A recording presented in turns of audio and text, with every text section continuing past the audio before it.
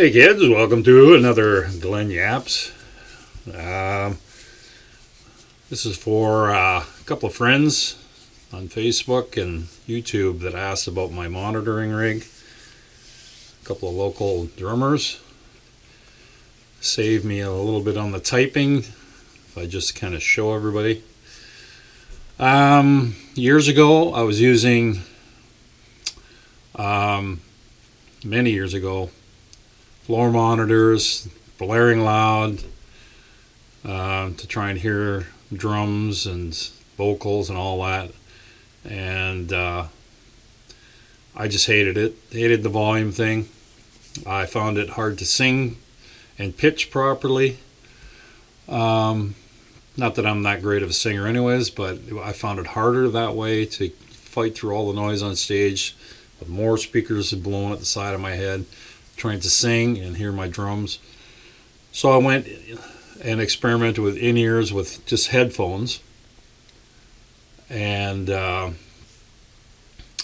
worked out pretty good. And as technology kind of advanced, I kept changing my systems. I was using a small little 2-channel mixer. Years ago, before that, I used a, believe it or not, a battery operated Radio Shack realistic mixer, which I still have, and just kept changing the batteries, and it worked great for what it was. So anyways, things advanced. I got into this drummer, Dave Wackel, and he kind of documented his journey through this in-ear monitoring thing. I went to a Mackie board, a 1204, which I used for the longest time. Bought the board used off a friend, and it worked great. I still use it the odd time if I'm doing a filling gig, because it's just quick to set up.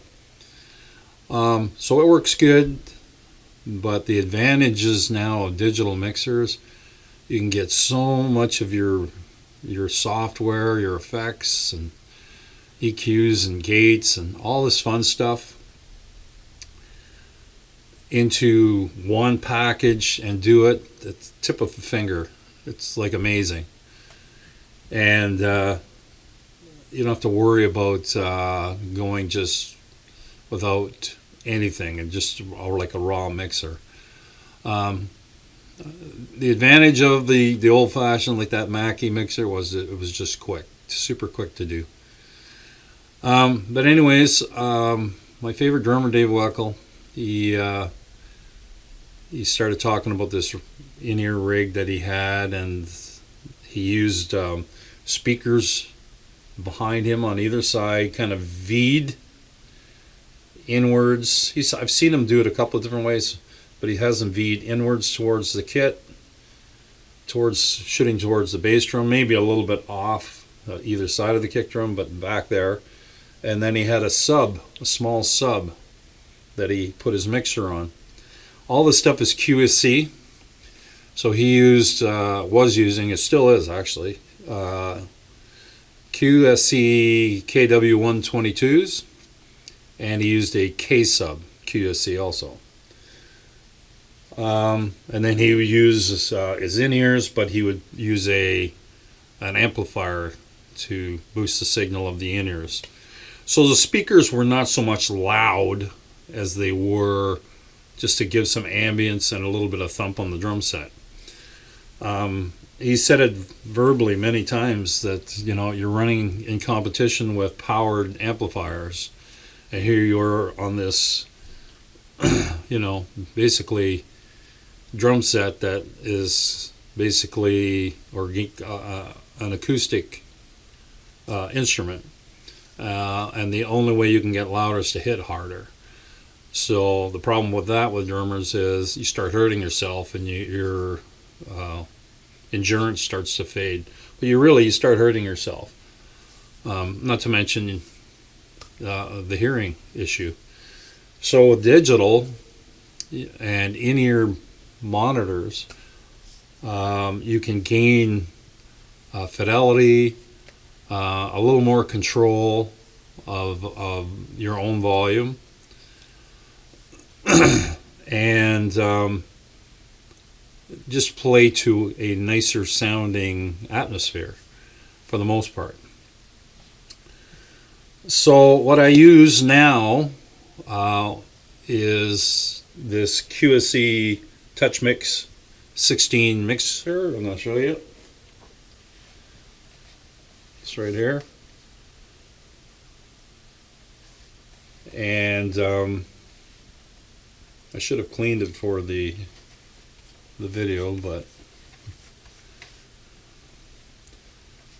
anyways, so I basically will run that as my in-ears. Have all my drums mic'd into this. I can EQ them, gate them, compress them, whatever I want. The beautiful thing about this is if I use multiple kits, it's like at different shows I use a different kit, I can save the sound settings of that particular kit in its own library, just like most of these digital mixers can save the entire mix of the whole band as a scene. So every time you come back to that bar or venue, you just basically load up the old scene from that bar, and you don't have to do a full sound check anymore. You can just tweak a few things because it just comes up instantly. I love that. Anyway, so I'll run out of the QSC for my in-ears out of one of the auxes on it. I've got two digital mixers here I'm going to show you. But I use this little headphone power amp. I've had a few of these. Some work better than the others. I found this ART one works pretty good. I actually bought this off my ex-guitar player. I was using it with the bands we were in for quite a while. My other one bit the farm. It just didn't have the clarity and horsepower this one does. And then I just run the in-ears into it, just like you normally would on the back, and you can control the volume. That's all you can do with this, control the volume. Any EQing you do with the mixer. This is just to give you headroom,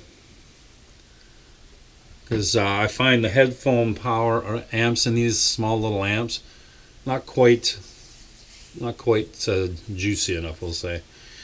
I was also asked about these earbuds. These are $28 KZs.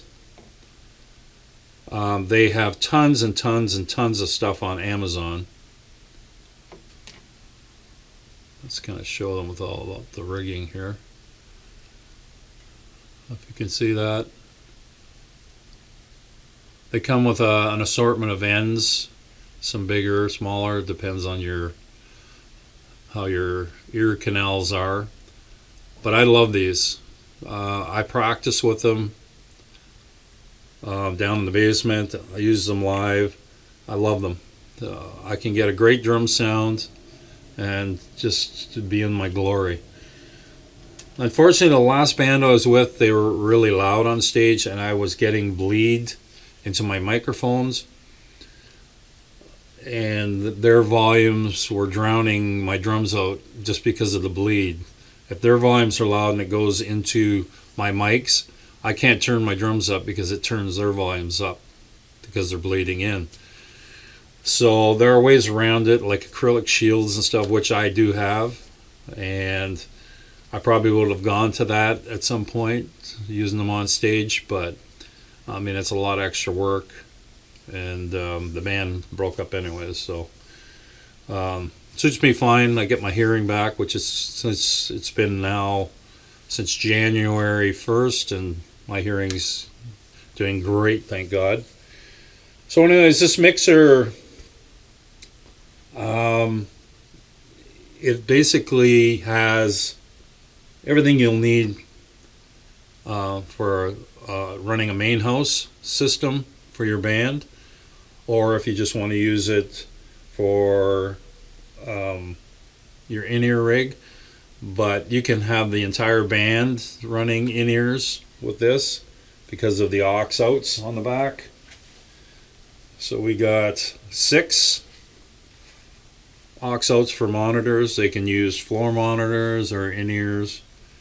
It's just a great little mixer. Brand new, these are like $2,500 now.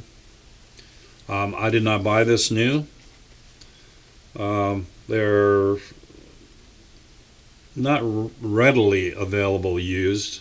You have to search for them, but you do find deals on them. I bought it used and updated the firmware in it, and so far it's been great. The advantage of this, it's touchscreen, but you also have this control knob here, which does functions. You can dial it, press the buttons, and it'll connect with the features on here. But you have everything you need in here to get a great drum sound. So that is what I use for my main monitor mix. Most of the time when I'm down here. What was I going to say? The advantages to I'm trying to think here.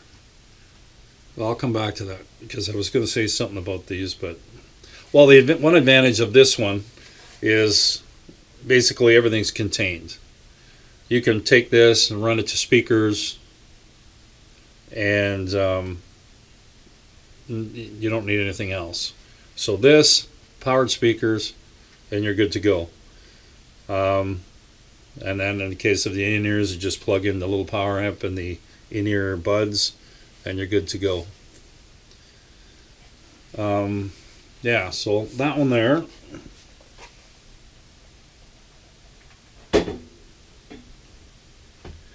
Now this one's in a case. This is the Behringer XR18.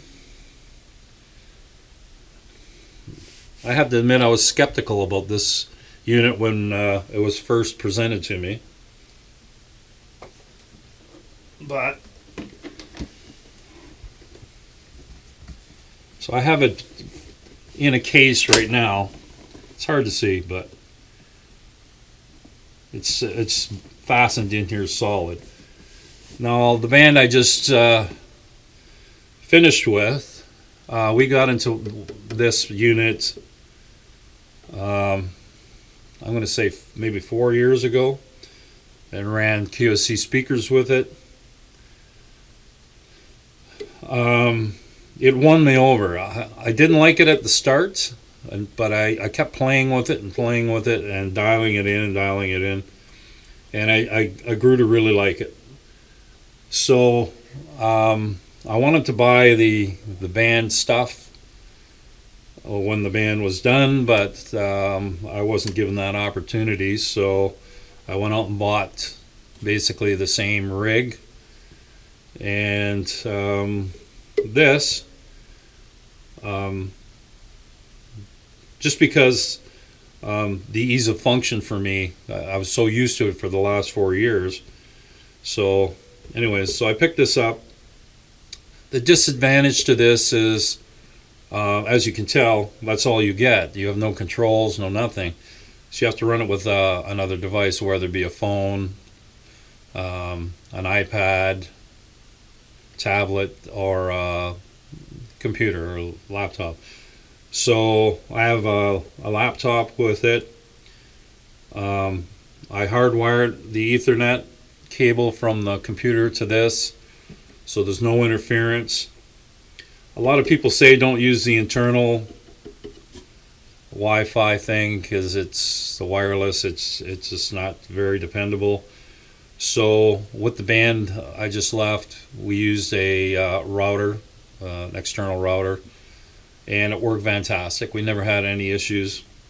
So I have a router ordered for this unit because I just mounted all this in here, and it's like an old VCR case, and it's built like a tank. So yeah, so we'll have a a smaller wireless, or a smaller router with smaller antennas, and it's going to sit right in here in this area right here. So again, you can save scenes. This one on this full screen, you can see all 16 channels flat out, whereas that one you can't. You see half the channels and you have to scroll a page and see the other panel of channels. The computer I have is not touchscreen, unfortunately. So I basically have to use a mouse, which is no big deal. That's what I was using with the band also. I have my Windows-based tablets with the same software also. So I can do front house. This will be hardwired behind the drum set, so I can go out front and mix the other instruments with my Windows-based tablet. This is great with both Mac and Windows, whereas the Touchmix is more Mac related, so iPad, and that's probably one of the reasons I don't really want to use it as a full band thing, because I won't be able to do a front house mix, because all my tablets and computers are all Windows based. So and like I say, ease of function, because I've been so used to this. But they're both great units. Same thing, it's got 6 auxiliary sends, 16 channels just like that, with 2 extras but that you can use music. I've been with the band, I was using auxiliary 3 for my in-ear, so it went out from here into that little headphone amplifier and then into my earbuds. I could see my computer screen, I could adjust everything. What I couldn't do is I couldn't adjust on the fly. So if I'm playing drums, I couldn't grab a mouse and squiggle a mouse around trying to get the cursor to do functions. It was just kind of screwy and too hard to do.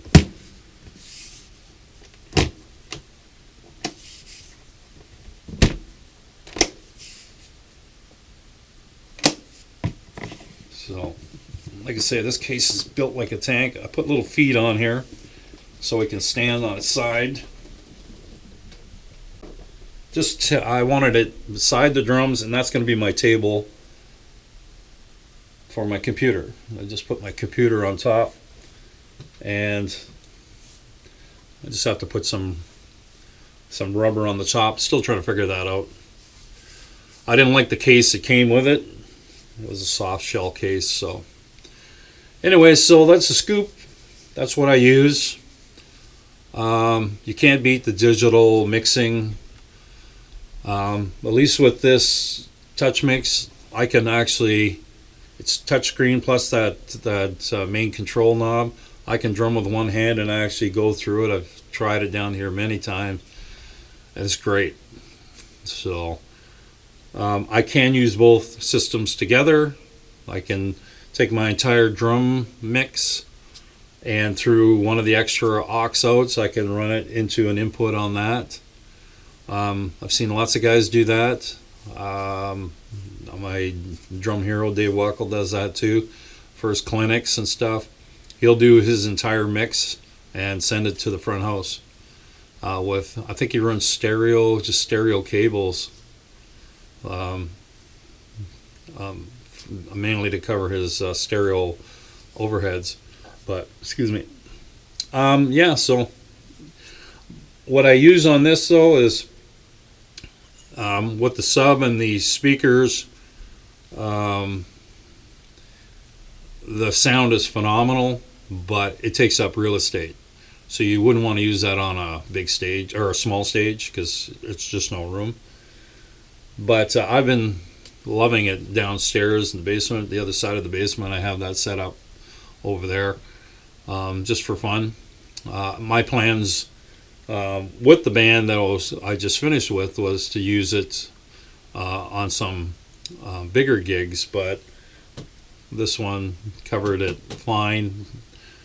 I got lost a little bit with the in-ears. I wish I had gone with the speakers with that band, but we were limited for what we could carry in the van, we'll say. Wasn't until recently we retired that van, and I bought a cargo trailer. So the cargo trailer will be more than enough room to carry a small drum PA. And so that's the scoop.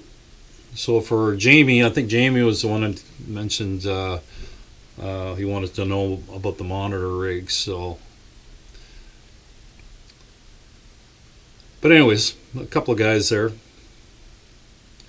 And as for these are old. I don't know if they make the same model anymore. There was a couple of drummers that were doing product reviews, and one was a Canadian drummer. I think his last name is Brown. Plays a nice Yamaha Phoenix kit in his videos, instructional videos. He recommended them because he's always doing in-ear previews along with other gear. But yeah, so I watched one of his videos and went for it. So $28, and I love them. They handle bass guitar, kick drum, no problem. So, and then you basically control the mix here. You can run, if you've got guys in the band that want to listen to your drum mix and they're using in-ears, you can just, even at practice, you can spread that out between the other channels. They'll all get the same mix, unfortunately, but, if they want to listen to drums and a little bit of what I normally have in the mix, then it might work out for them. I mean, just have to experiment. These, I think they go for, I bought it used off my ex-guitar player, but so I think they go for $80, $85. On sale sometimes at Long and McQuaid. There are cheaper ones, but this one's built like a tank. So there are better ones, obviously. I know Weckel uses some pretty heavy duty ones, but I've already got enough money into this shit that's like, I'm good with that. So that's the scoop. I don't think I missed anything. I probably did, but yeah, the wireless router thing on that,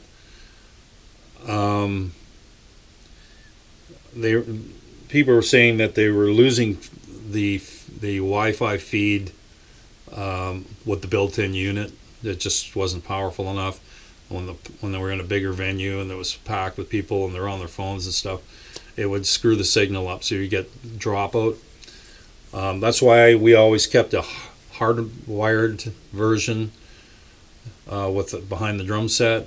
That way, then I could at least control their monitor mixes if they needed something, if theirs dropped out. Where this one, I still see people recommending the external router thing, but unfortunately, it's more based on the Apple technology and not so much a Windows based thing. So only certain phones work on it, only certain tablets. So nothing. I think you can get software emulators, excuse me if that term's wrong, but where your Windows can run an Apple program